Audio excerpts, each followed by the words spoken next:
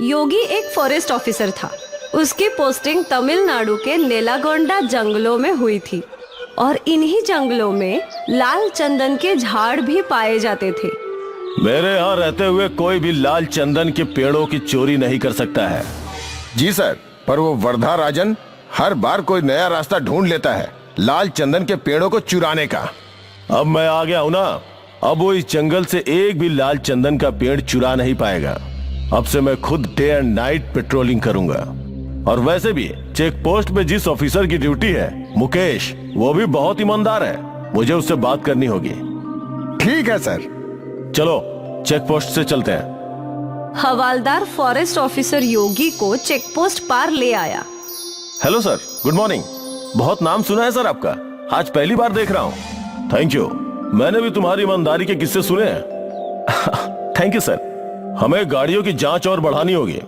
अब भी लाल चंदन की तस्करी हो रही है। ऐसे ही चलता रहा तो लाल चंदन देखना भी मुश्किल हो जाएगा मुकेश। सर, मैं जानता हूँ इन सबके पीछे वो वरदराज है, तो तुम उसका कुछ करते क्यों नहीं? सर, वो इन्हीं जंगलों में पला बढ़ा है, जंगल का कोना कोना जानता है। जब भी हम उसे पकड़ने दौड़ते हैं वो जंगलों में गायब हो जाता है। कम से कम हम लाल चंदनों को इस चेक पॉइंट से बाहर जाने से तो रोक ही सकते हैं ना। जी सर, मैंने और फोर्स की मांग की है। अगले हफ्ते से और 2 हवलदार इस चेक पॉइंट पे होंगे। उम्मीद है अब लाल चंदन की तस्करी बंद हो जाएगी। हम मिलकर करेंगे तो जरूर होगा। उस दिन से फॉरेस्ट ऑफिसर खुद दिन में काई पर जंगलों में पेट्रोलिंग का काम करता था, खास करके रात के समय। यहाँ जंगल के भीतर डेरा जमाए वर्धराजन को योगी के आने की खबर मिल गई। भाई, वो योगी जंगल में दिन रात पेट्रोलिंग कर रहा है। अब हम कैसे लाल चंदन का पेड़ काटेंगे? हर समस्या का एक समाधान होता है छोटे। वर्धराजन ने स्वामी के कान में कुछ कहा। फिर रात के अंधेरे में स्वामी फॉरेस्ट ऑफिसर के ऑफिस के बाहर पहुंचा। वो किसी का इंतजार कर रहा था। कुछ देर बाद गार्ड वहां पहुंचा। भाई ने तेरे लिए मिठाई भेजी है और इसके बदले बस हमें समय समय पर इत्तला करते रहना। तुझे हर हफ्ते अपनी मिठाई मिल जाएगी। वाह, भाई को शुक्रिया बोलना। हाँ ठीक है। स्वामी खुशी खुशी अपने अड्डे पर लौटा और वर्धराजन को सब कुछ बता दिया। अब देखते हैं वो फॉरेस्ट ऑफिसर अपना क्या बिगाड़ता है। हाँ भाई। उस रात से वर्धराजन और उसके आदमियों ने लाल चंदन के पेड़ों को काटना शुरू कर दिया और यहाँ गार्ड मैसेज करके वर्धराजन को फॉरेस्ट ऑफिसर की लोकेशन बताया करता था। जिस समय फॉरेस्ट ऑफिसर दक्षिण की दिशा में जाता तो वर्धराजन के आदमी उत्तर की दिशा में लाल चंदन के पेड़ काट रहे थे। और जिस समय योगी उत्तर की दिशा में पेट्रोलिंग करता, वो दक्षिण की दिशा में पेड़ काटने लगे। ये सिलसिला कई दिनों तक चलता रहा। एक दिन की बात है, उत्तर की दिशा से वर्धराजन के लड़के लाल चंदन का पेड़ काटकर निकल गए थे। फिर जब योगी वहां पहुंचा तो उसका ध्यान उस ताजे कटे हुए पेड़ के तने पर गया। ऐसा लग रहा है कि ये पेड़ आज ही कटा है, पर मैं इतने देर से पेट्रोलिंग कर रहा हूँ तो कैसे कोई मेरे आंख के नीचे से ये लाल चंदन का पेड़ काट सकता है? जरूर कुछ गड़बड़ है। योगी ने कुछ नहीं कहा और जीप में बैठकर दक्षिण की दिशा में चलने लगा। जब वो यहाँ पहुँचा तो यहाँ भी उसने ताजे कटे हुए पेड़ों के तने दिखे। ये तना भी आज ही कटा हुआ है, मतलब अब भी वर्धराजन लाल चंदन के पेड़ों की चोरी कर रहा है। मुझे ये सब जल्द ही रोकना होगा। गाड़ी चेक पोस्ट पर लो। योगी जीप में बैठ गया और गार्ड ने गाड़ी चेक पोस्ट की ओर ले ली।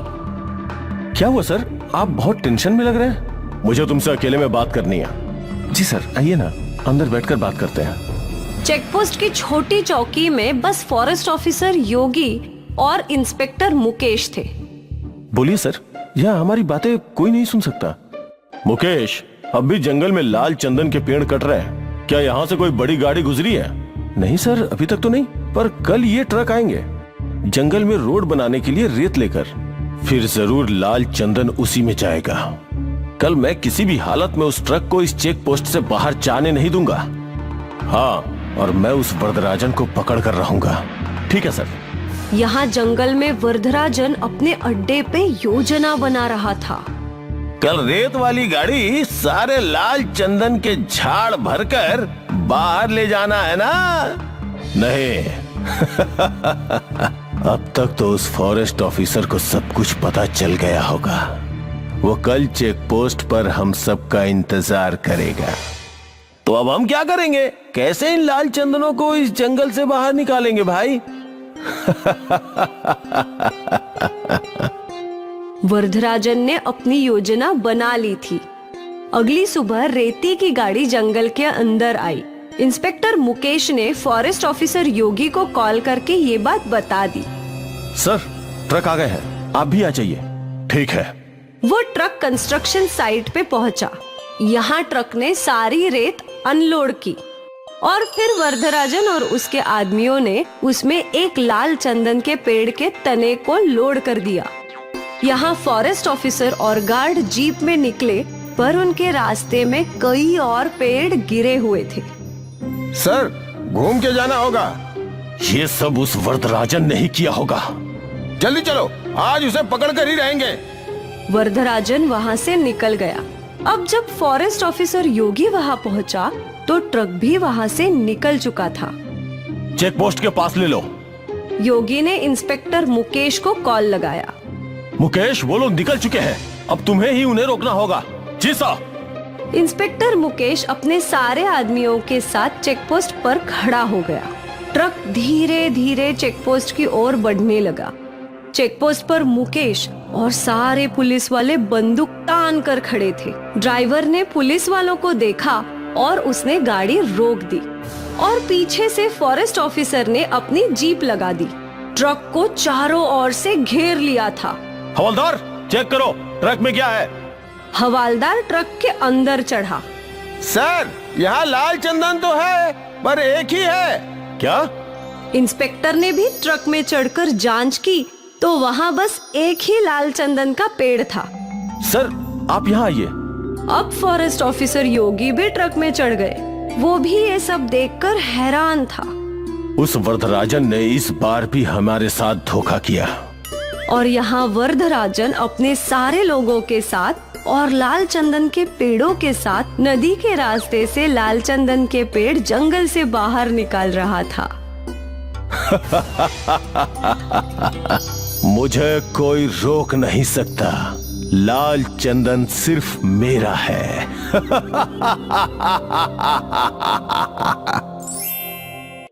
एक बार की बात है, एक किसान जिसके पास बहुत जमीन थी, पर उसे अपनी फसलों का उचित दाम नहीं मिल पा रहा था, जिससे वो परेशान हो गया था। पिछली बार मुझे फसल का अच्छा दाम नहीं मिला था, क्या करूं? इस बार क्या बोऊं? किसान अपनी पत्नी के पास जाता है। अरे सुनती हो? बताइए, क्या बात है? फसल बोने का समय आ गया है। इस बार खेतों में क्या बोएं? वही जो हर बार बोते हैं। अरे पर उससे कोई मुनाफा नहीं हो रहा। पिछली बार तो तुमने देख ही लिया ना, पूरा का पूरा घाटे का सौदा रहा। और हम लोग कर भी क्या सकते हैं? मैं सोच रहा हूँ इस बार कुछ अलग बोया जाए। क्या आपका चरस, गांजा, अफीम बोने का विचार है? अरे नहीं, ये सब नहीं। क्या तुम सफेद चंदन के बारे में कुछ जानती हो? सफेद चंदन? अरे हाँ, सुना तो बहुत है उसके बारे में कि उसकी लकड़ी बहुत महंगी है। हाँ, उसकी लकड़ी बेचकर हम बहुत अच्छा मुनाफा कमा सकते हैं। पर उसकी खेती करना इतना आसान नहीं है। हाँ, ये तो है। सफेद चंदन को उगाने में तो बहुत साल लगते हैं, पर उससे मुनाफा भी अच्छा ही होगा। ठीक है, फिर इस बार हम अपने खेतों में सफेद चंदन ही बोएंगे। मैं बाजार से चंदन के पौधे लेकर आता हूँ। किसान बाजार जाता है और बाजार से सफेद चंदन के बहुत सारे पौधे लेकर आता है। किसान और उसकी पत्नी दोनों मिलकर अपने खेतों में इन पौधों को लगाते हैं। लो जी, पौधे तो लगा दिए, अब हमें इनकी देखभाल भी अच्छे से करनी होगी। हाँ, तभी तो अच्छी लकड़ी तैयार होगी। हम हमेशा इनकी सिंचाई करेंगे और समय समय पर इनको खाद भी देंगे। किसान और उसकी पत्नी कुएं से पानी लाकर सफेद चंदन के पौधों में डालने लगे। अब ये दोनों इन पौधों की अच्छी तरह देखभाल करने लगे। पौधे धीरे धीरे बड़े हो रहे हैं। अब इन्हें ज्यादा भोजन की जरूरत है। आप बाजार से खाद ले आइए। ठीक है, तुम भी साथ चलो। इतनी खाद मैं अकेला नहीं ला पाऊंगा। किसान और उसकी पत्नी दोनों बाजार जाते हैं और बाजार से 2 बड़ी बोरियां खाद की लेकर आते हैं। दोनों मिलकर पौधों की जड़ों पर छोटे छोटे गड्ढे करते हैं और उनमें खाद डालते हैं। यहाँ तो छोटी छोटी घास उग रही है, हमें इसको हटाना होगा। हाँ, तभी तो पौधे अच्छी तरह से विकसित होंगे। किसान की पत्नी फावड़े से पौधे के आसपास उगी घास को हटा देती है और किसान कुएं से पानी लाकर पौधों की सिंचाई करने लगता है। धीरे धीरे समय बीतने लगता है और सफेद चंदन के पौधे बढ़ने लगते हैं। अरे वाह, हमारी मेहनत रंग ला रही है। देखो पौधे कितने बड़े हो रहे हैं। हाँ, इस बार तो आपने अच्छा दिमाग लगाया। इसमें नुकसान कुछ भी नहीं है, बस थोड़ी मेहनत जरूर है और वो तो हम दोनों मिलकर कर ही लेंगे। हाँ हाँ जरूर, आखिरकार हम हैं तो किसान ही। हम लोग मेहनत नहीं करेंगे तो और कौन करेगा। धीरे धीरे समय के साथ पौधे बड़े होते जा रहे हैं और उन पर ढेर सारी टहनियाँ और पत्ते भी आने लगे हैं। हमें अपने खेतों के चारों तरफ बाड़ करनी चाहिए, नहीं तो जंगली जानवर आकर पौधों की सारी पत्तियां खा लेंगे। हाँ, हम आज काम शुरू कर देते हैं, नहीं तो हमारी सारी मेहनत पर पानी फिर जाएगा। किसान और उसकी पत्नी अपने खेतों के चारों तरफ तार से बाड़ करने लगे। दोनों कड़ी धूप में भी मेहनत कर रहे थे।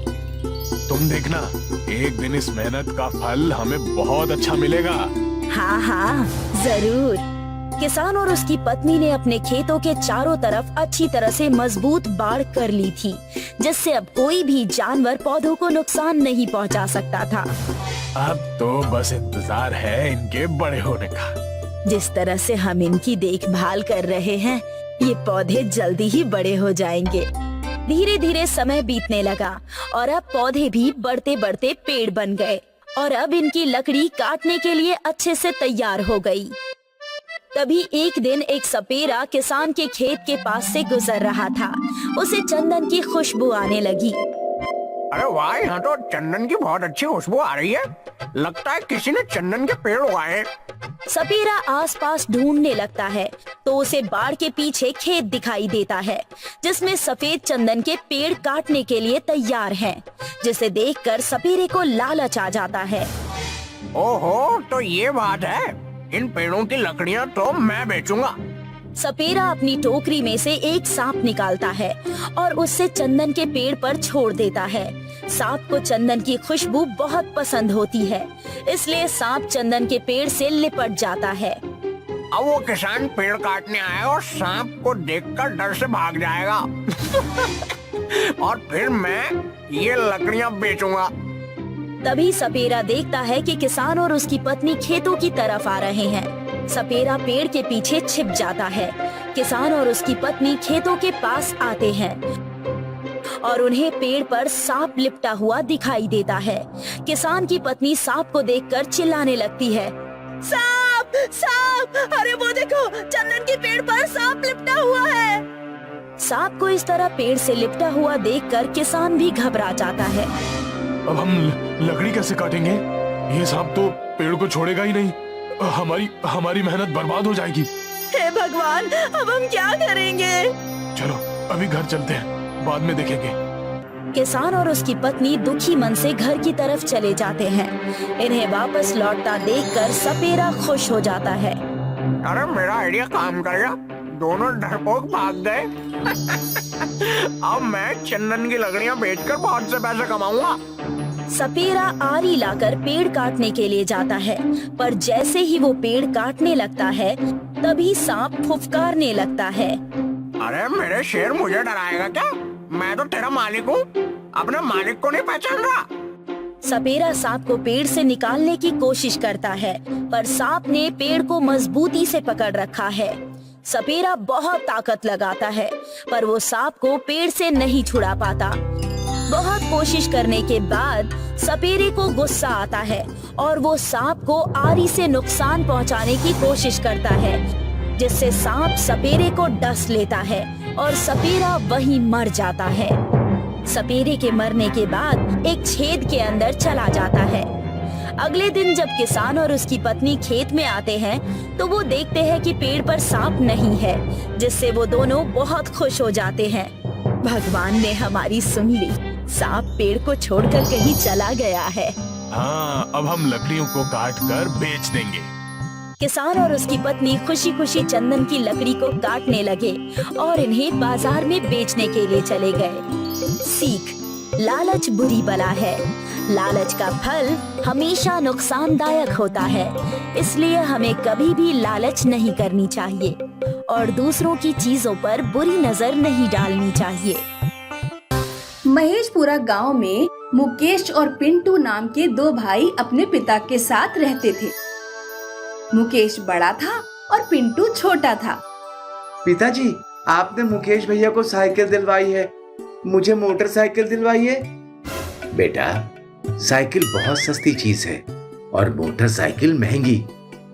मुझे कुछ नहीं पता, जब तक मोटरसाइकिल नहीं मिलेगी तब तक खाना नहीं खाऊंगा। पिंटू की जिद के आगे पिताजी को उसे मोटरसाइकिल दिलवानी पड़ती है। मुकेश का पढ़ाई लिखाई में मन नहीं लगता था। पिताजी मुकेश की शादी कर देते हैं। मुकेश खेती बाड़ी का काम संभालने लगता है। उधर पिंटू 12वीं पास कर लेता है। पिताजी, मैं पढ़ाई करने शहर जाऊंगा। बेटा, हमारे गांव में भी तो कॉलेज है, शहर में किराए पर कमरा लेगा और भी खाने पीने का भी अलग से खर्चा होगा। पिताजी, मुझे कुछ नहीं पता, शहर जरूर जाऊंगा। फिर पिताजी को पिंटू की जिद के आगे झुकना पड़ता है। पिंटू पढ़ाई करने शहर जाता है, लेकिन शहर की चकाचौंध में पिंटू का पढ़ाई से ध्यान हट जाता है। वो दोस्तों के साथ बाइक पर मौज मस्ती करता, कभी सिनेमा हॉल में फिल्में देखने जाता, कभी दोस्तों के साथ पार्टी करता। 2 साल पिंटू ने इसी तरह मौज मस्ती करके बिता दिए। एक दिन पिंटू के पास मुकेश का फोन आया। पिंटू, पिताजी की तबीयत बहुत खराब है, तू जल्दी घर पर आ जा। मैं नहीं आ पाऊंगा, बहुत बिजी हूँ, तू ही सब कुछ संभाल। मुकेश बेटा, मेरा पिंटू से मिलने का बहुत मन कर रहा है। पिंटू घर नहीं लौटता और पिताजी की मृत्यु हो जाती है। एक दिन पिंटू का फोन आता है। मुकेश, तू इतने कम पैसे क्यों भेज रहा है? तुझे पता है ना कि शहर में कितना खर्चा है। पिंटू, मुझसे जितने पैसे हो रहे हैं मैं भेज रहा हूँ। इस बार गलत समय पर बारिश हो गई, सारी फसल बर्बाद हो गई, घर पर कुछ खाने तक को नहीं है। क्यों झूठ बोल रहे हो? मैं झूठ नहीं बोल रहा हूँ पिंटू। पिंटू एक लड़की को लेकर अपने गांव में अपने घर पहुंचता है। अरे पिंटू, अचानक से इतने दिनों बाद यहाँ आया और तूने बताया भी नहीं कि तूने शादी कर ली। हाँ भैया, मैंने शादी कर ली। मुकेश एक कागज देते हुए कहता है, भैया, ये मेरे कॉलेज का एक डॉक्यूमेंट है, इस पर अपना अंगूठा लगा दीजिए। मुकेश पिंटू पर भरोसा करके कागज पर अंगूठा लगा देता है। बहुत बढ़िया भैया, अब आप अपनी बहू को लेकर घर से निकल जाइए। इस कागज पर इंग्लिश में साफ साफ लिखा है कि आप अपने घर, खेती बाड़ी सब अपने छोटे भाई पिंटू के नाम कर रहे हैं। ये तुम क्या कह रहे हो पिंटू? अब मेरा टाइम मत खराब करिए और अपनी पत्नी के साथ बाहर निकल जाइए। चलो रूपा। बेचारे मुकेश और रूपा रोड किनारे एक झोपड़ी डाल लेते हैं। अब हमारा खर्चा कैसे चलेगा? तुम चिंता मत करो, मैं जंगल से लकड़ियां काट कर लाया करूंगा और बाजार में भेज दिया करूंगा। अगले दिन मुकेश जंगल में लकड़ियां काटने जाता है। दोपहर तक लकड़ियां काटते काटते मुकेश को प्यास लगने लगती है। बड़ी गर्मी है, मेरा तो गला सूखा जा रहा है। मुकेश पानी की तलाश में जंगल में इधर उधर भटकने लगता है। उसे एक कुआं दिखाई देता है। मुकेश कुएं में झांक कर देखता है। कुएं में पानी तो नहीं होता, लेकिन कुएं से बहुत आकर्षक खुशबू आ रही थी। मुकेश कुएं में कूद जाता है। कुएं में एक चंदन का पेड़ था। मैंने सुना है चंदन की लकड़ी बहुत महंगी बिकती है। मुकेश चंदन के पेड़ से कुछ लकड़ियां तोड़कर बाजार में बेचने जाता है। चंदन की लकड़ियां 50,000 में बिकती हैं। मुकेश बहुत खुश होकर घर लौटता है। अब मुकेश रोजाना चंदन के पेड़ से कुछ लकड़ियां काटकर बेच आता। जल्द ही मुकेश ने बड़ा मकान, खेत और ट्रैक्टर खरीद लिया। उधर पिंटू को खेती बाड़ी करना आ ही नहीं रहा था, इसीलिए उसने अपना खेत बेच दिया। कुछ दिनों में खेत के पैसे खत्म हो गए। पैसे कमा कर लाओ वरना मैं तुम्हें तलाक दे दूंगी। मुकेश के अमीर होने की खबर पिंटू तक पहुंचती है। एक रात पिंटू चुपके से मुकेश के घर के पास जाता है। मुकेश और मुकेश की पत्नी उस समय खाना खा रहे थे। पिंटू खिड़की से उन दोनों की बातें सुनने लगता है। आज हम जो भी हैं जंगल में उस कुएं वाले चंदन के पेड़ की वजह से हैं। जंगल में एक बाबा मिले थे। उन्होंने मुझे बताया कि वो चंदन का पेड़ मायावी है। अच्छा, जंगल में कुएं वाला चंदन का पेड़। पिंटू जंगल में जाता है और घूमते घूमते उस कुएं तक पहुंच जाता है। वो रहा चंदन का पेड़।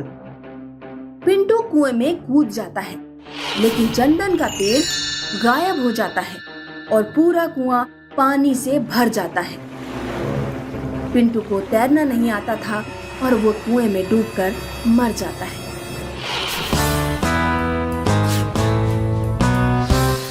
जग्गू एक मेहनती और ईमानदार लकड़हारा था, लेकिन वो बहुत गरीब था। वो एक झोपड़े में अपनी पत्नी गौरी के साथ रहता था। घर में राशन खत्म हो गया है, कल खाना कैसे बनेगा? उनकी लालची पड़ोसन अक्सर उनकी गरीबी का मजाक बनाती थी। ये कैसा रूखा सूखा खाना है, ये तो मेरी गैया भी ना खाए। पड़ोसन की कड़वी बातों से उनका बहुत दिल दुखता था। मैं जंगल से लकड़ियां काट कर लाता हूँ, उन्हें बाजार में बेचकर राशन खरीदने के पैसे आ जाएंगे। जग्गू जंगल गया और एक एक कर लकड़ियां काटने लगा। वो एक बड़े पेड़ की टहनी को काटने के लिए कुल्हाड़ी चलाने लगा। तभी उसे एक आवाज सुनाई दी। मुझे मत काटो, मुझे मत काटो, मुझे मत काटो। ये किसकी आवाज आ रही है? कौन है यहाँ? मैं हूँ, तुम्हारे सामने खड़ा पेड़। पेड़ को बोलता देख उसे बहुत आश्चर्य हुआ। जग्गू पेड़ से बोला कि अगर वो उसे नहीं काटेगा तो बाजार में क्या बेचेगा? उसके पास राशन खरीदने के पैसे भी नहीं हैं। मैं एक जादुई पेड़ हूँ, मैं तुम्हारी जरूरत पूरी करूँगा। तुम्हें जो चाहिए वो मिलेगा। पेड़ के ऐसा कहते ही जादू से वहाँ बहुत सारा अनाज, दाल, चावल आ गया।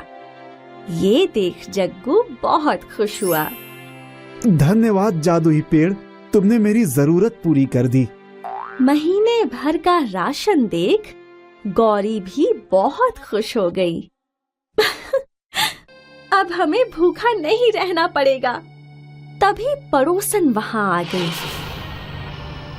वहाँ रखा सामान देख, इतना सारा राशन इन गरीबों के पास।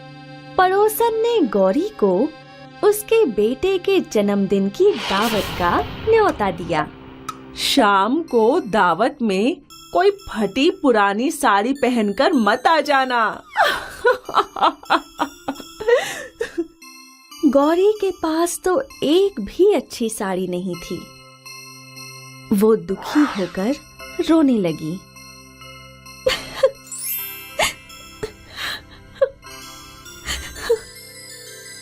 मत रो गौरी। चिंता में डूबा जग्गू नई साड़ी का इंतजाम कहाँ से करे, ये सोचता हुआ जंगल पहुंच गया। जादुई पेड़ ने उससे पूछा कि वो उदास क्यों है। मेरी पत्नी के पास एक भी अच्छी साड़ी नहीं है, मैं उसे साड़ी कहाँ से ला कर दूं? बस इतनी सी बात, तुम्हें जो चाहिए वो मिलेगा। जादुई पेड़ के ऐसा कहते ही वहाँ एक नई साड़ी आ गई। जग्गू साड़ी देख बहुत खुश हुआ। उसने पेड़ का शुक्रिया किया और साड़ी लेकर घर चला गया। नई साड़ी देख गौरी बहुत खुश हुई। वही साड़ी पहनकर वो जग्गू के साथ पड़ोसी के घर दावत में भी गई। गौरी को सुंदर साड़ी पहने देख दावत में मौजूद सभी मेहमानों ने गौरी की बहुत तारीफ की। इस साड़ी में तुम बहुत सुंदर लग रही हो। गौरी की तारीफ सुनकर पड़ोसन को जलन होने लगी। मैंने तो सोचा था सबके सामने इसकी गरीबी का मजाक बनाऊंगी, लेकिन ये सब तो इसकी तारीफ कर रहे हैं। जलन के वश पड़ोसन ने अपने सोने के कंगन छुपा दिए और गौरी पर कंगन चुराने का इल्जाम लगा दिया और सबके सामने उसकी बेइज्जती करने लगी। देखो देखो, इस गौरी ने मेरे कंगन चुरा लिए। जग्गू भी गौरी की बेइज्जती से बहुत दुखी हुआ। इतने महंगे कंगन हम कैसे लौटाएंगे? उदास जग्गू ने जंगल जाकर उस जादुई पेड़ को पूरी घटना सुनाई और रोने लगा। अब मैं वो महंगा कंगन कहाँ से लाऊं? पेड़ मुस्कुराया और फिर से बोला, बस इतनी सी बात, तुम्हें जो चाहिए वो मिलेगा। और वहाँ सोने के 2 खूबसूरत कंगन आ गए, जिसे देख जग्गू खुशी से झूम उठा। एक बार फिर उसने जादुई पेड़ को मदद करने के लिए धन्यवाद कहा और कंगन लेकर चला गया। जग्गू और गौरी ने वो कंगन पड़ोसन को लौटा दिए। हमसे गलती हो गई, ये लो तुम्हारे कंगन। कंगन देख पड़ोसन को बहुत आश्चर्य हुआ। मेरे कंगन तो मैंने छुपा दिए थे, तो फिर इन गरीबों के पास ये कंगन कहाँ से आए? कुछ तो राज है, मुझे जानना होगा। गौरी ने जग्गू से पूछा कि वो इतने महंगे कंगन कहाँ से लाया।